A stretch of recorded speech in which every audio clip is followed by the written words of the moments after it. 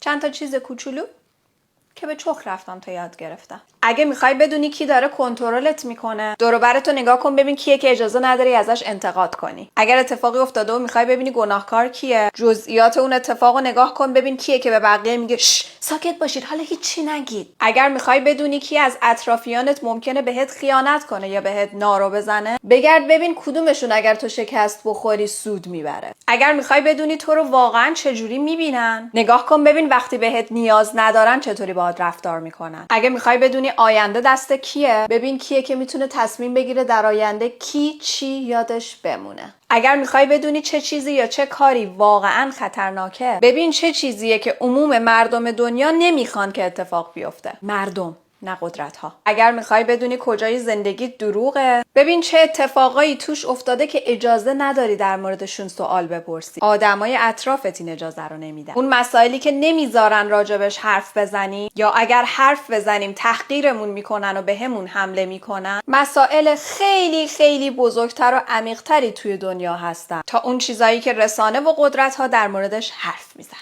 اگر میخوای یه عده آدم رو با هم متحد کنی، لازم نیست بهشون همبستگی بدی. بهشون یه دشمن مشترک بده که همشون با هم دیگه ازش متنفر باشن. یادت نره چیزهایی که قابل دیدن نیستن همیشه قدرت بیشتری نسبت به چیزهایی که قابل لمس هستن دارن. قدرتمندترین و خطرناکترین دانش تو اونیه که خودت تنهایی و بدون کمک کسی به دست آوردی. چون تجربه های تو ان که تو رو میسازن، نه مدرک و مقام و عنوان و زن فلانی و پسر فلانی. ضعیفترین آدما اونایی هستن که متوجه اتفاقات اطرافشون نمیشن و اجتماع فقط اونایی رو تنبیه میکنه که زیادی متوجه اتفاقات اطرافشون هستن، نه اونایی که کارای اشتباه میکنن. آزادی یه دروغ بزرگه که به همون یاد دادن دنبالش بریم ولی هیچ وقت پیش خودمون نگهش نداریم. بذاریم بره.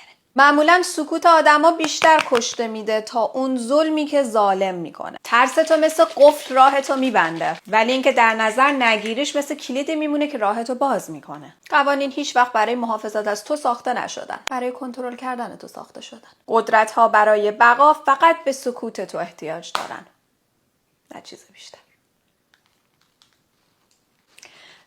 بای.